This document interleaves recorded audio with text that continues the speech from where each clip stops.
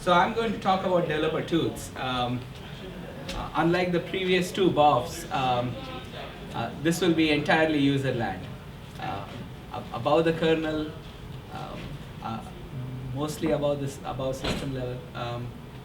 So the tools that we are talking about are compilers and debuggers and IDE and analyzer, things like that. Uh, I'm Before I start, let me take a quick poll. Are you folks familiar with Studio tools in the past?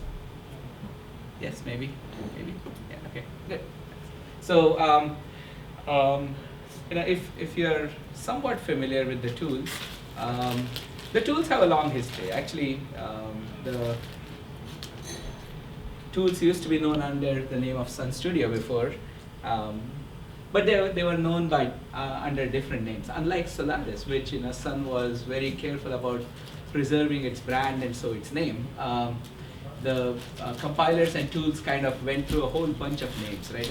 And some of them were kind of interesting. And we started with Sun compilers, went to something called SparkWorks, which was not just a Spark product, but also x86 and Motorola back then. Then we settled on Workshop for those of you who knew Sunsoft as a division of Sun. So there's various names there. We acquired a company called Forte and got that brand, and the developer tools along with Forte's tools kind of came under one umbrella. So there's a bunch of names there, and the last one of that lot is Oracle Solaris Studio. In the same grand tradition as SparkWorks here, even though Oracle Solaris Studio is Solaris Studio with a primary focus on Solaris, it also runs on Linux. So I'll talk a little bit about that too. I can quickly go through a couple of slides, but if you'd like to ask questions or if you want to interrupt and get some more information, we can do that too. So feel free to interrupt me anytime, ask your questions. There's no particular flow as such. Okay, I just have a couple of slides to take us along.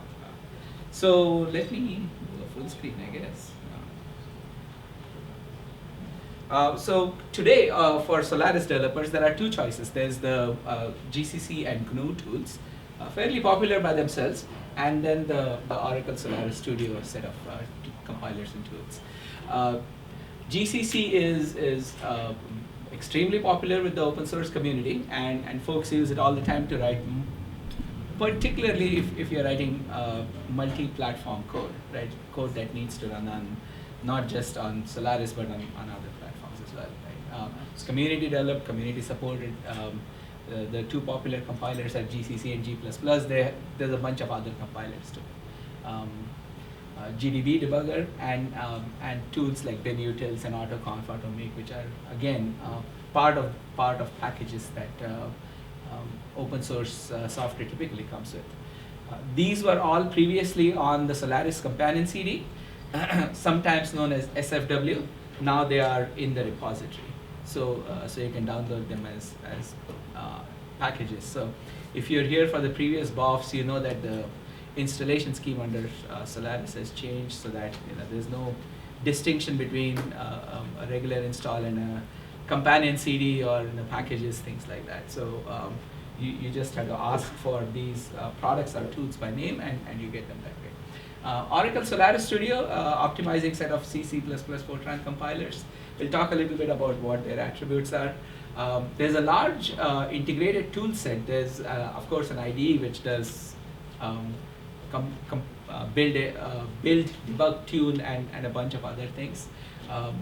But there are also point tools. There are tools that do debugging and profiling, in individual tools that you can fire up without having to go through an entire IDE. A heavier weight IDE cycle. They're optimized to leverage and showcase Solaris features. That's the primary target. Used to build the Oracle stack. We'll talk a little bit about that and a couple of other things here. But the last one is equally important. It's backed up by Oracle Premier support, so it's all rolled into the same support scheme that you might be familiar with from Oracle. We'll talk a little bit about that if you're not familiar with that scheme, how it's different from Suns to some extent, right? But just a quick snapshot of where the community is with the tools and what's provided in Solaris Express. So when you download Solaris, or when you install Solaris 11 Express, you can get these versions as well. They are mostly, almost entirely, very close to the latest community versions. The latest community versions very often don't make it into various distros for a while, right? And these are snapshots of when the tools were made available into Solaris 11 Express. Solaris 11 after the Express will get the later versions of it. So when there is a Solaris 11 GA, whatever the latest community versions are at that point will be incorporated as well. Both these as well as Studio are supplied into the Solaris organization, into the Solaris organization by the into the Solaris repository by our tools organization, right? So don't think of these as competition, right? It's not like we are not competing with GCC, we are not competing with GMake, or that's, the two are sort of partners as far as Oracle or as far as Sun are concerned, right? They are tools for developers, right? Whichever one you choose to use is fine by us. They have different attributes and different properties. So that's really what it's about. So a common question that I get when I talk about C++ compilers and Fortran, right, is, isn't all that stuff legacy? I mean, it's like you're still talking about C++, right? Who uses it these days? Well, two things. One is C was voted last year as the most popular development language. So it's back in after a couple of years of being second to Java. It's back to being the #1 language of choice for many developers. So yes, it's still very much there. And second, guess what? Most of infrastructure, large infrastructure projects still use C++. Okay? Here's a range of projects within Oracle that are built using Studio. Right? Not surprising for many of these things. We built Solaris. We have always built Solaris for 20+ years. Okay, but we also built the database. The Studio tools and compilers build the database, the Oracle database, as well as MySQL and other versions of database that are there. JVM hotspot is of course a C++ program, right? The NetBeans IDE has a bunch of C++ features. Siebel, PeopleSoft, JD Edwards, Hyperion, all of which are part of this of the stack, are all built with Oracle Solaris Studio. They all recommend Studio as the tool of choice for their own partners to ensure compatibility and interop, basically. So that's the big. When Oracle says that the new value prop is going from application to disk, the place where Studio plays in it is that it's used all over, right from top to bottom. A sample of Studio top customers. What you'll notice here is that almost all the top Spark or Sun systems customers are essentially Studio customers too. So Studio is used in any serious enterprise that's out there. So and has been for about 20 years now. So there's a couple of things that we should talk about here for Studio. The primary purpose behind having our own set of compilers, our own set of debuggers, our own set of profiling tools is that they add value to Sun systems and to Oracle's own properties. Okay?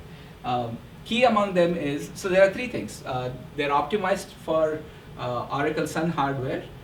For years and years, this has been true that the compiler group has been working with the Spark design group, right? So even before the first Spark chip samples come out, the compiler group is pretty much involved with instruction set design and performance characteristics of those as well.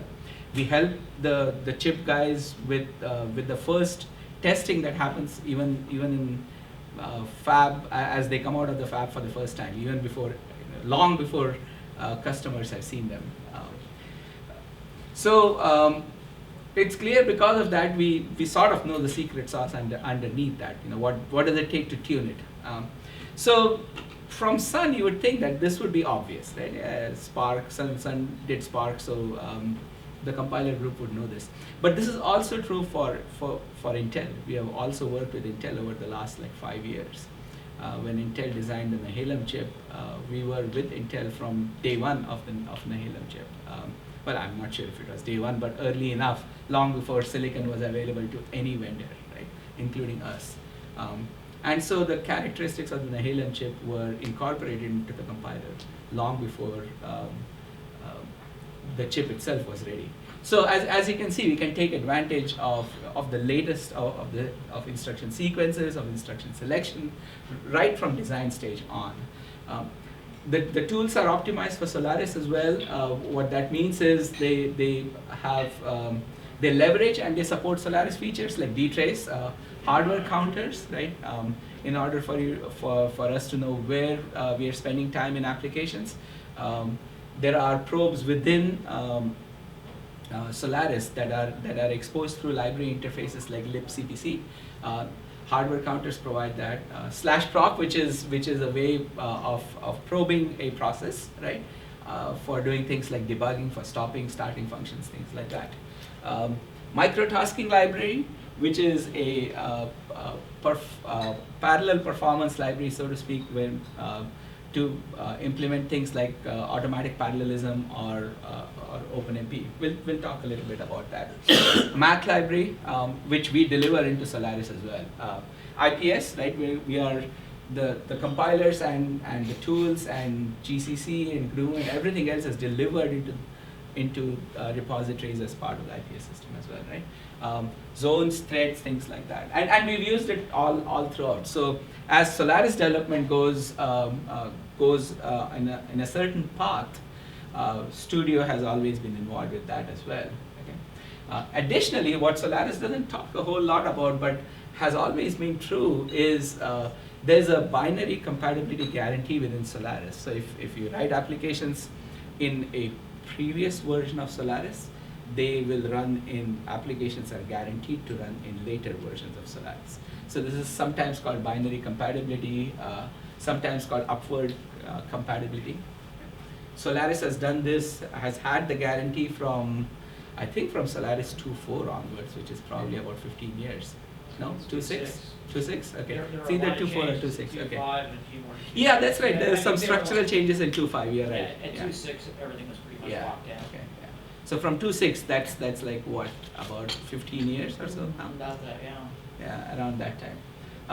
And to go hand in hand with that, so in order to guarantee that applications will run that way, there are two levels, right? There's one at the OS level where you need to worry about the linkers and the libraries and library API calls and making sure that the function calls still remain the same as they were before, not just by name, but how they receive arguments, things like that. Guaranteeing that that is true all the time. As well as making sure that when the compiler generates code or when code is generated in an application that then calls those functions, that also is called in the same order. This is actually a typically hard problem. You don't see this. This is why Linux and GCC have had such a hard time maintaining compatibility. It's hard enough in the compiler to maintain it from release to release, but to maintain it along with the OS is even harder. But this has been a key value proposition for Sun Systems and for Solaris for a long time, and it's one of the larger attributes of Solaris. Makes it easy to upgrade it, makes it easy to recertify applications in newer versions. Right?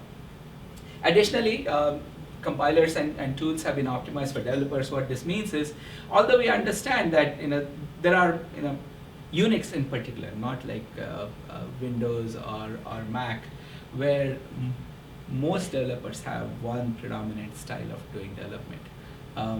In Unix, people like much more freedom than in other operating systems. They like to put things together, which means not only would they not so there's no single way of characterizing all of them, which means that tools like the IDE, which is a great tool, you can do all your development actions from within one tool, have it fired up, it stays up for weeks and weeks and weeks, and you do all your work in there. Great workflow, but most Unix guys don't do it that way. most Unix guys are out there doing command line stuff, right? They want to type CC commands on the line, they want to type make commands on the line, they want to type DBX on the line, right? As you saw from dtrace and from the previous one, they're typing other stuff on the line, on the command line, right? They weren't firing up tools to do that. There's a lot of that, so the Studio tool set is a rich tool set of 100 plus binaries. So there's a collection of these things, all of which are point solutions. In addition to having the IDE, I mean there is the IDE that does that. And there's a certain marketplace for that. Additionally, there are 200 plus performance libraries, support libraries that are also in the package. Might be a bit of a surprise that Studio as a package is as big as that. There is, as I mentioned, a full-featured IDE that's based on NetBeans, for which the group has put in C++ support. And the idea behind it is to try and reduce development time. There are tools that are specifically geared towards problems that are really hard to solve. So there's a memory leaks detection tool. There's a memory error. So there's like bounds checking tool as part of Studio as well. So you can do all of these. These are significant developer problems. They take weeks sometimes to manually trace bugs that are related to those issues. In the same way, in parallel programming, one of the hardest problems is to do deadlock or race detection. So issues like those can take a long time, and they require significant expertise to go chase timing issues in applications. We have a thread analyzer that basically does this, provides this kind of help at runtime automatically. So you can significantly reduce your time to figure out bugs in applications that way. I should go back and go back to the first point on this. One of the primary reasons from a company point of view why we do compilers and hardware together is the first bullet there, right? If you are just happy with what's out there in the community, GCC is a perfectly good tool. It works just fine. Large number of people use it. It's on many systems. And to be fair, to be frank about it, I think people are more familiar with GCC than they are with Studio too, right? However, the performance in terms of getting squeezing the last ounce or the fastest sequence out of your hardware, it's just not there. Studio tools Studio compilers are about about 5x better than GCC on things like SpecFP for simulations, for quantum chemistry, there's a whole range of applications there which are very high, which are more focused on high performance computing, or they are computationally intensive applications, which in those applications the difference between performance between GCC and Studio is very significant. Okay. That's the kind of place where you see that the numbers are clearly much higher on Spark, right? They are not that as high on Intel, but even on Intel, the difference between Studio performance and GCC performance can be as high as 50-60%, which is not insignificant, right?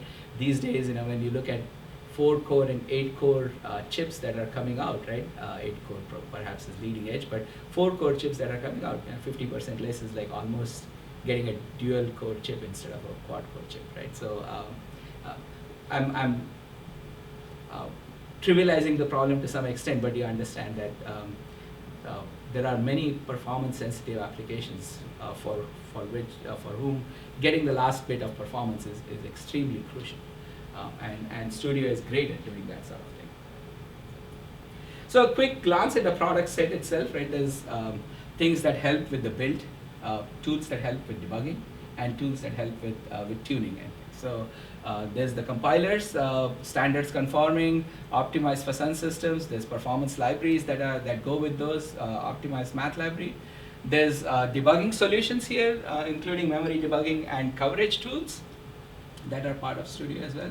There's different ways you can do debugging. You can do command line using DBX as a command line tool. There's a point product called DBX tool, which is a standalone debugger. or there's a debugger UI that's included as part of the IDE. Okay, you can do all of those. There's deadlock detection and data race detection tools that we just talked about. There's a nice little tool that's kind of new in the latest version called Delight. Delight is a dtrace based tool, uses dtrace instruments underneath that to give a visual, quick visual representation of where your performance hotspots are in your application. Then you can click on a little hotspots button and it will take you to your source lines and show that in annotated fashion to show you how much time is spent in that function, what they call exclusive time, that is time spent in the function and time spent in the calls that the function makes. So the calls that are wrapped in the function. So there's easy ways of figuring out where your program hotspots are that way. Right? There's also a more detailed analyzer that gives you every single hardware counter that is in your system, right? That lets you analyze cache hits and things like that, right? All the way down to register information that you can get through hardware counters. Okay, so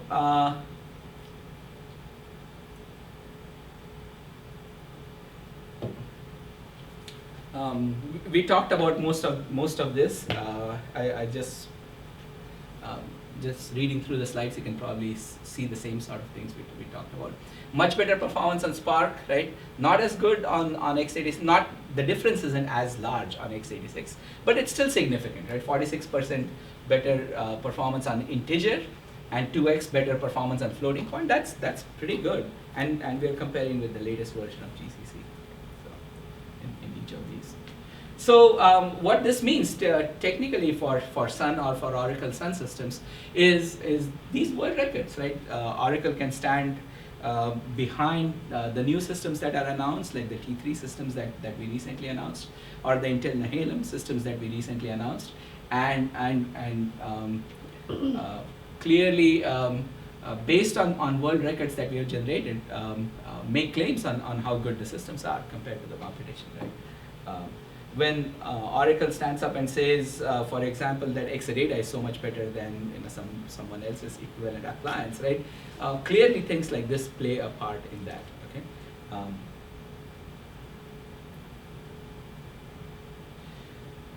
So here's the other aspect of Solaris, the Solaris binary compatibility guarantee. The combination of Studio and Solaris has been careful about maintaining compatibility between various releases of Solaris as well as various releases of Studio itself, right? Among the vendors that are out there, Solaris and Sun Studio are probably the only vendor out there that guarantee this level of compatibility. And as I mentioned earlier, this is important when applications need to be moved over from previous versions to later versions. So as I indicated at the beginning, even though the name of the product is Oracle Solaris Studio, the same tools work on Linux as well. Yes, we support Oracle Linux, including the Unbreakable OEL version as well as the new version that Oracle recently announced at Open World, and it works on other versions of Linux as well. The same performance, it's the same set of tools that are on Solaris that are also on Linux. Clearly, there are some system differences, right? Mathlib works differently, libc works differently between Linux and Solaris. But as far as the compiler and application is concerned, the same sequences, the same performance, the same features, the same sources, and you get the same level of support on both Linux as well as Solaris. And we do this for a very simple reason. It's because in most shops that we've seen, most application developers that use Studio don't just use Solaris. Linux is in many of those shops as well. So this is a very practical thing for Oracle as well as for Studio to be doing.